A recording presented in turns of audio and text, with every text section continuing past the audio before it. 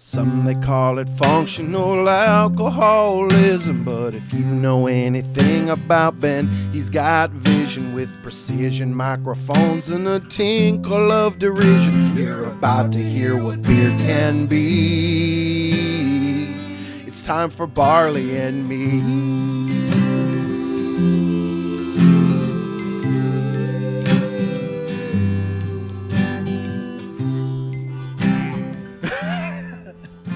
Welcome to Barley and Me. This is episode 100. 100. We're here today at Sierra Nevada Brewing with the head ambassador, Terence Sullivan. Glad to be ambassador. Here. Just jack of all trades. Yeah, doing it all. And then very special guest, a few ties to Sierra Nevada. Also with the California Hall of Fame as one of the founders of the craft beer industry. And from Lyons Brewery Depot, it's Judy Ashworth. Yay! Here's to 100. Thank you so much for coming out here. This is a lot of fun because this is kind of, first of all, the 100th episode. Pretty cool. That's pretty awesome. And I figured let's go Should be with proud of yourself for that go one. big or go home. Right. So we'll get the premier California brewery and a person intimately tied to their growth and success in history in Judy Ashworth. Oh, thank you. For those that don't know you, Judy, why should they? Ooh, I can come up with a lot of reasons for that. Well, back in 1983, when I bought Lyons Brewery, a little tiny pub in Sonoma, California, it was a long neck bud cowboy bar. And I was doing just fine doing that, selling great bud and all those wonderful beers. And one day a home brewer was coming into my pub, and he said to me, "Judy, I brew beer. Would you like to taste my beer someday?" And I went, "Oh, man, I'd love that." So he brought it in, and he poured me a beer, something like this. And I tasted it, and I just went, "Oh, my gosh. Is this what real beer tastes like?" It had flavor. It had flavor. And I mean, aroma. I was stunned. I was really stunned. I was 42 years old, and I drank a lot of beer and tasted a lot of Bud and Coors, Miller, and a lot of beers, but I had never tasted anything like that. And I said, "What do you call it?" He says, "Well, we call it a pale ale." And I said, "Oh, that's amazing." And then I said to him, "Is there anywhere I can get a beer like this to sell to my customers?" And he said, "There's this little brewery in Chico, California that's trying to open and get going. Let's drive up there and see if we can meet them and see if you can get their beer." And we did that. We drove up here, we met Ken Grossman, and the rest is history. Steve Harrison was a big part of that, like early on. And I remember the stories because I'm literally a week shy of 25 years of service here at Sierra Nevada. Nice. I remember drinking at your bar. What a wonderful place. But I remember Steve just saying how much you meant to craft beer in the day, and really like your establishment and only maybe a handful of them in the entire Northern California that devoted to full flavored ales. And I know deep down inside we owe a lot to what you introduced to a lot of people back Well, in the I day. couldn't have done it without Steve Harrison's help. He totally took me under his wing and taught me so much about the brewing process. Between him and Bob Hufford, by the way, was the name of the home brewer that brought in that beer, and he is a national homebrew champion. And so he knew Steve Harrison. He and Steve Harrison met, and they both, between the two of them, really taught me all about the brewing process. I learned to brew all grain right away. Then they got me into judging homebrew competitions. But Steve Harrison really took great care of me. I miss him so much. I know he's looking down at us right now today. With a big smile on his face. Yeah, oh, yes. Wearing his short shorts. Same smile. Yes. That was one of the things I liked about Steve Harrison. That was back in the day, like most people don't know, that guys used to wear short shorts. Yeah. You know, so that was the hip look back then. The basketball players all wore short shorts. Yes, that's right. That's right. And John Stockton shorts. Well, and you know, it's funny you bring up homebrewing because that was like, I mean, that's how Ken got started. That's right. Was literally homebrewing, and we owe a lot of our success early on to home brewing, and we still to this day really support the homebrew community. We host the local Chico Homebrew Club comes in here. They have their meetings here, and we're always a part of that. And we realize that that's where our roots came from, and that's where a lot of people, back in the day, learned about great flavorful ales. That's right. That's excellent. Plus, you got the beer camp. Beer camp, yes. And we actually put beer camp on a little bit of a hiatus because of the fires that we had up in Paradise recently, just because of the community was so impacted, and we didn't want to bring a bunch of people from out of state staying in hotels. Yeah, where things of that they're needed nature. for other things. But beer camp is definitely a real fun thing for us. We get homebrewers that come in, we get retail accounts, teach them about what Sierra Nevada is about and what we do here. That's awesome, because that sounds like the beginning when I did it. When I started serving craft beer in 1983, Sierra Nevada was one of my very first. Anchor Steam, I got Anchor Steam in. And then the little breweries, as I was judging home brew competitions, the brewers would say to me, Judy, if we ever get a brewery, you can have our beer on draft. And that's literally how I started switching from national brand beers to craft beers. Back then we called them microbrewed beers. Right, and earlier actually you were talking about how your what was it, your because you had Budweiser on tap. Yes. And then you had your what did you Bud call Dry. it? Oh, I had a farewell to Bud party. To Bud, yeah. So it was the last day you served beer. June 1986. And at that time, in 1986, I think we had 16 or 17 breweries in California. Right. And so I did a farewell, and I took my last 15.5 gallon keg, and I served it for 5 cents a pint. Nice. And when it was empty, we walked outside the back of my pub, which was right on a railroad track, and it was a commercial railroad track. And when the train came through, real slow through town, we threw that empty keg onto an open car. Nice. And that was our symbolism of sending it back to St. Louis. Give it a bon voyage. Yes. And that was the last day I ever served or sold any national brand beer at my pub. And it wasn't because I didn't like their beers or didn't want their beers. I chose to serve a different style of beer. And I wanted my customers to learn to taste these incredible back then it was pale ale, porter, stout, alt from St. Stan's, but not too many styles back then. So literally people thought you lost your marbles. Oh yes. But you were well ahead of your time. Yes. Right? They told me I'd be out of business in 6 months, that I couldn't serve beer in a pub without selling Budweiser. Oh gosh, I said, that well, was funny. I said, I'm a business person, so if it doesn't work, I'll bring Bud back in. But this is what I choose to do, and I never, ever had to bring Bud or Coors, Miller, anything back into my pub. Now, okay, so, man, I don't know if you know this story, but I remember hearing a story of you were one of the first people that actually built a side cooler so that you could serve Guinness at the proper serving temperature. That was right. That was after my pub in Sunol burned down, and I had to reopen in Dublin. And that's quite a story, too, because when my pub burned down, the feed store caught on fire and took my pub. But I was a single mom with 3 kids, and 2 were in college and a senior in high school, and I had no insurance, no money.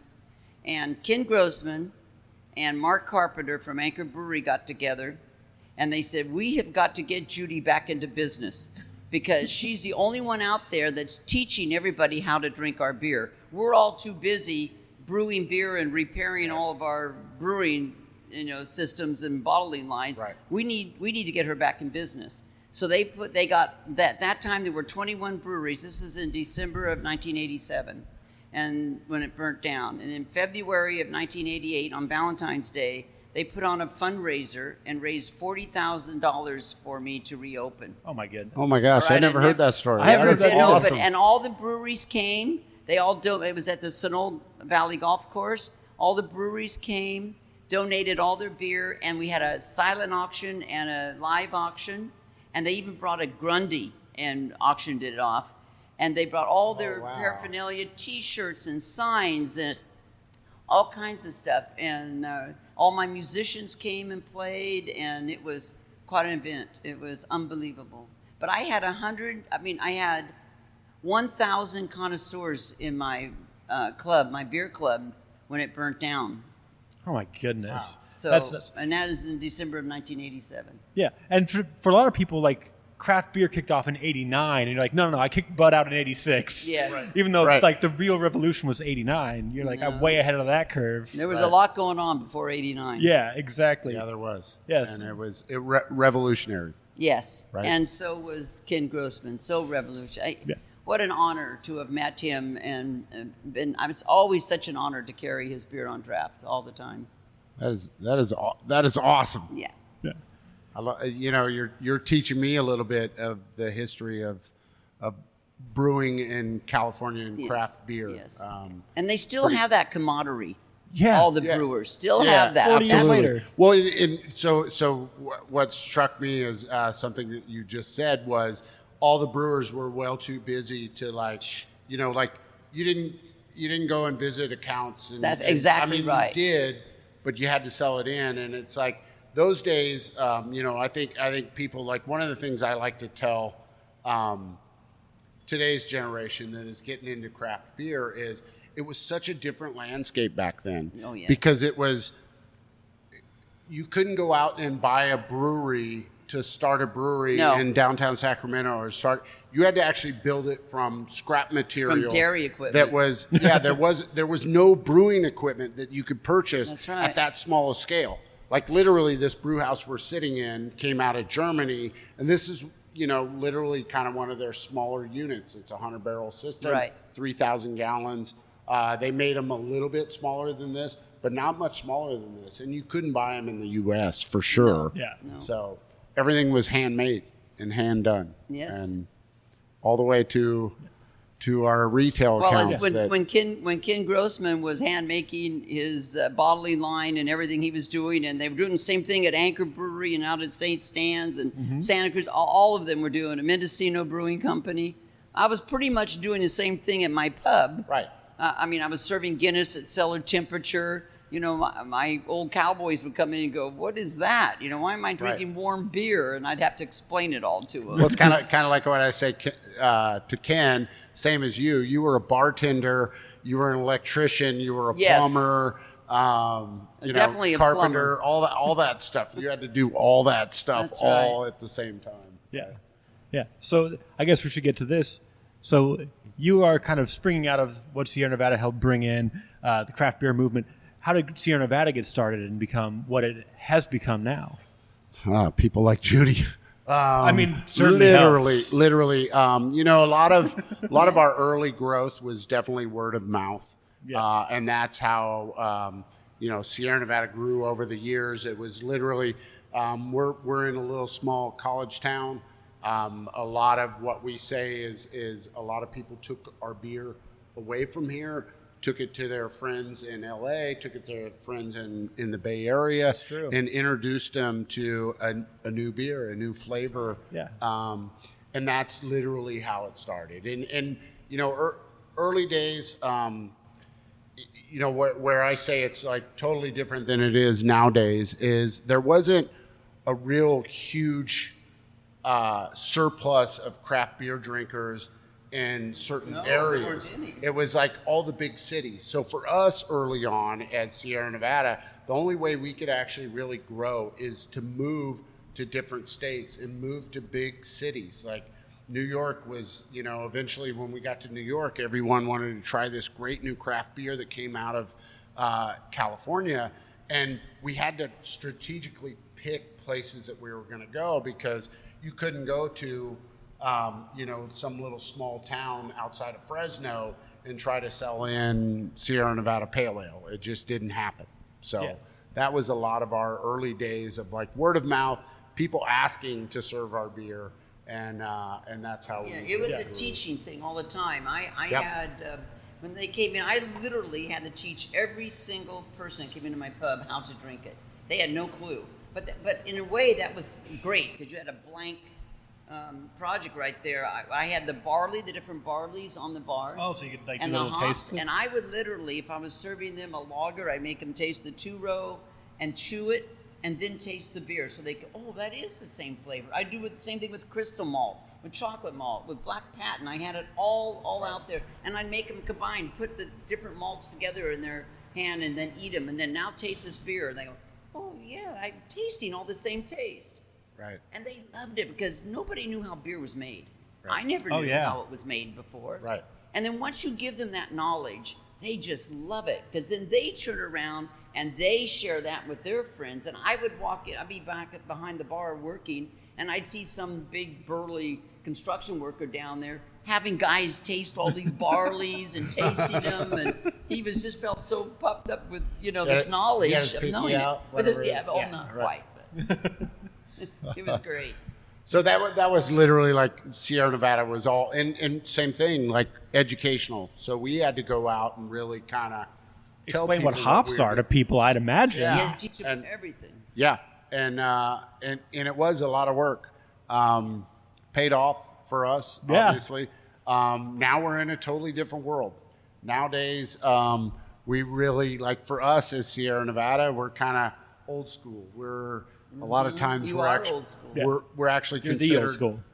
dad's beer. I Yeah, keep telling right. It's so crazy. Right. That's your dad's beer. And I keep telling people, like, wait until we're grandpa's beer because then we'll be cool again, Yeah, right? right? Like Pabst. Right. Yeah, exactly.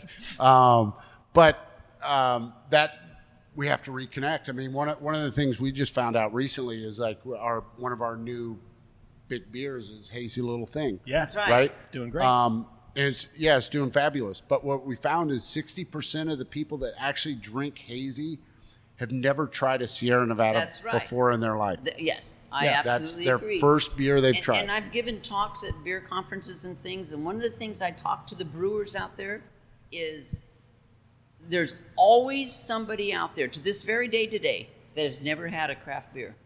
Yeah. You have an audience all the time. It is a teaching thing every day, Yeah. all day. Right, and it still blows my mind, but I realize it because, like, a lot of times we kind of talk about it here of where we kind of brew with blinders on, because we pretty much think like we're going over to the pub every single day when we're done with work and we're having our beer and we're Right. drinking our beer and not really realizing like, okay, Better get this out is there. Chico, The world's this is changing. Chico. Yeah. It's not the rest of the world. Yeah. That's right. You know what? Let's take this fight outside Okay. about what beer is now versus that'd what be it was good. then. Sweet, All right, let's get outside. sounds good. Cheers.